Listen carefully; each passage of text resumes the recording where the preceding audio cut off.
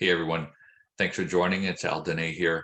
Today I'm going to talk about being loved. So being loved is something that you've probably heard people to say, just be loved, just decide to be loved. Um, but easier said than done, right? So do they actually tell you what to do to be loved? To, you make the decision, of course, but what do you need to do to be loved? And there are some steps that are we can take that are easy to help us to get there or easier. And there's a lot that you have to figure out, or at least I had to figure them out.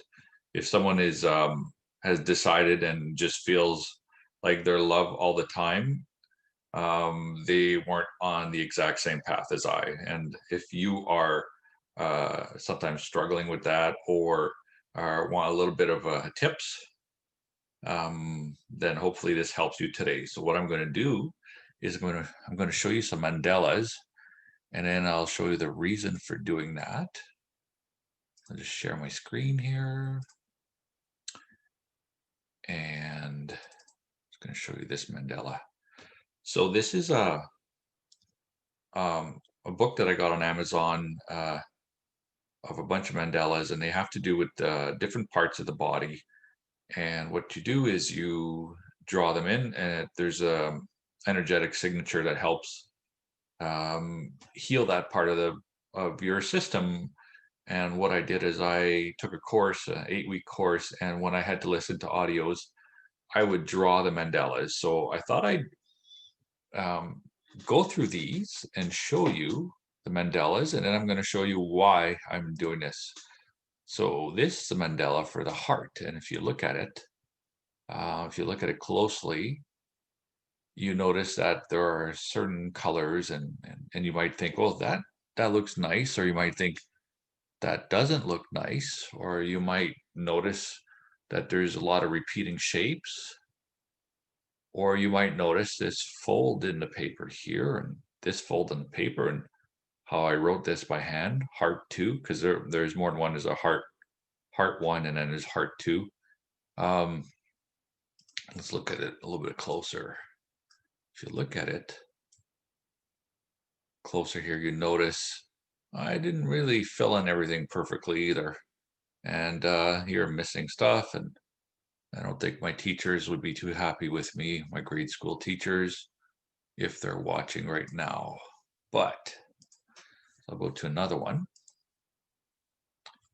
Hopefully I can bring it up here. Maybe I gotta zoom out a little more.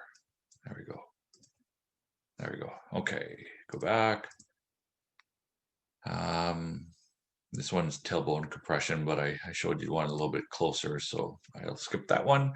So here's a few of them. So if we notice, this is heart two, this is heart, brain, and medulla oblongata. So if I did not pronounce that right, we will get back to that in a moment. So are you noticing, what's the first thing that you notice? What is the first thing you notice? Did you notice these, or did you notice that, um,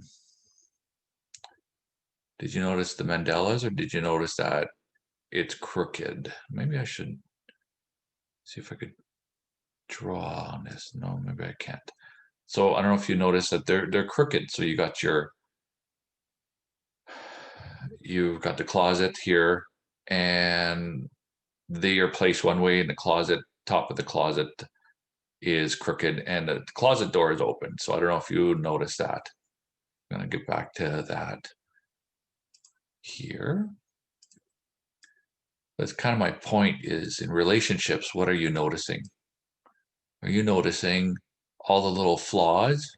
Are you looking at it all together and feeling good about it? Are you able to see the big picture? What are you seeing? And if I said medulla oblongata, and if you know how to pronounce it perfectly, and it really bothered you how I pronounce it, um, that's okay. But it's to say that, did I say it and you you thought, oh geez, this guy can't pronounce words, which, that's fair. Or are you just saying, well, I know what he's talking about and that's fine.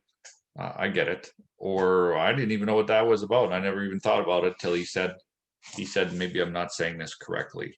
So how does that translate to relationships? Well, that relationship with the objects, and I just looked up because they're on my wall here.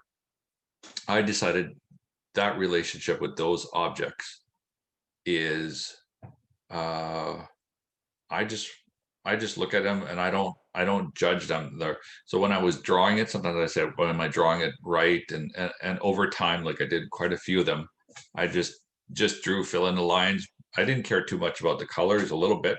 I thought what I thought the colors that I chose were okay, but they were the colors that I liked. And is a heart chakra, is that a chakra, or is it whatever it is, the signature for the heart? Am I using the right colors? I don't know. The book didn't come with an instruction manual. It was just telling you how to draw the signatures, and that's what I did. So how does that translate in relationships in your life? Because everything that I noticed about those mandalas, anything you notice about those mandalas are, uh, there's a stimulus response where your mind looks at it, interprets the um, information, because there's a lot of information around us, and then gives you a response. And your response is either, oh, that's beautiful, or look at the shapes, or boy, that's crooked, or I hate his voice and he can't speak right, or it could be anything. And all of those are acceptable because they're what you interpreted. But the thing to notice is they're actually what you're interpreting about yourself.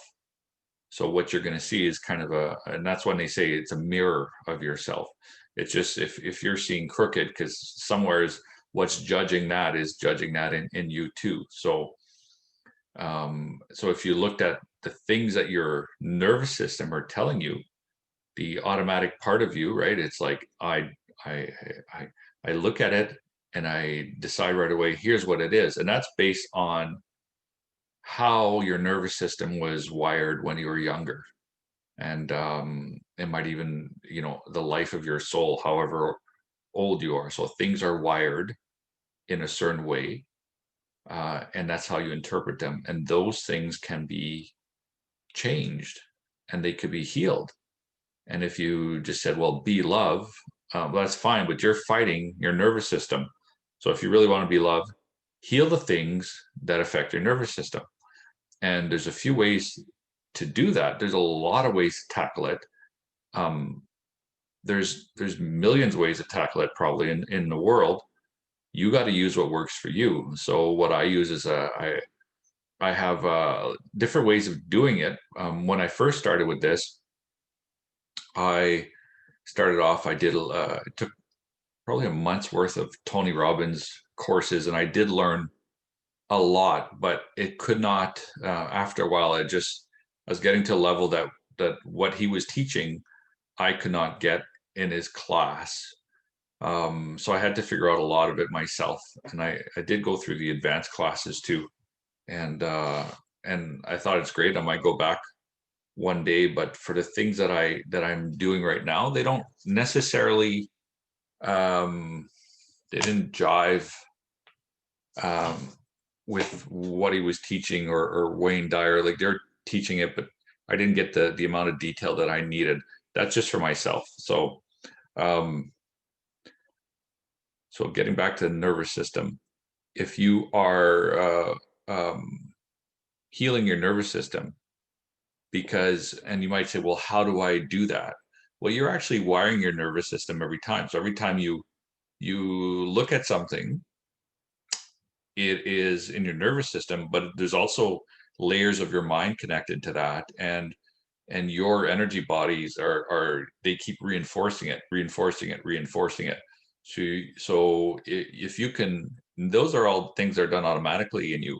So if you can create that, then you can decide to create something else, uh, deciding and working on it. It's not just go like, I just decide that's not going to happen. Again, might work, but most times Not that easy. And so what does this do? Well, it'll give you, let's say your sibling walks in a room and you really enjoy your time with your sibling. So you have you got stimulus response, and the response is a response in your nervous system says, oh, I like this person, or I enjoy having time with this person. But if it's a person that you as soon as you think about it, just gives you a feeling, "Oh, I don't really want to see them, or I don't want to be at this family event, or I want to be with my parents, but I don't want to talk about this part, or I want to tell, like if I go to work and after a while, if they say this one more time, I'm going to tell them what I think of them. So that is that is your nervous system telling you what it has stored, your stored memories inside you. And again, like I said, you can resolve that. So I'm just looking at my notes a little bit. Um, yeah, so for myself, I have my self-care ritual, and there's probably like hundreds of things that I've done, but things I go back to, I do have um, like the bath, or going for a walk, or being in the woods, or somewhere where it's a lot of plant life, being around places where it's grounding. Those are the things that will heal and recharge me. And what else? Lighting a candle helps. Writing it out, talking to someone that is at your level or higher spiritually, because there's the energies connect, and you can heal your stuff there. Um, there are healing modalities. There's a lot of modalities that really help. Some will work for a while and then they won't work, or at first they won't work, and then all of a sudden later on you'll pick it up and you go, oh, this is really helping for the changes I need to make in myself. So I guess the point of it is, you may have a connection with someone that you don't appreciate, and their energy may be tied in with yours, and it might feel like it's them. And it's not saying it's not them at all, but if you work on how you're wired, it's going to change your relationship with that person. They may stick around, or they may stop giving you the grief, or you may stop feeling the grief, because these are all your feelings, which your nervous system is triggering. If so, I hope you're getting the point here. It's your nervous system, and there are things you can do to work around your nervous system. So I just want to see if I got everything I want to say. Yeah. So the other thing besides this, so if you conquer this in your life, and you know become loving, let's just say it that way, whenever possible. So if you're under a lot of stress, that's when there might be times you not might not be as loving as you are, but you can look at those times and see how you were wired through, what are the things that triggered you, and heal those things. And then the next time, or sometimes it could take a few times at it, the stress will be less and less, because they won't trigger you, if that makes sense. So as I said, be loving, decide to be loving, start with that. That's what I started with 20 years ago.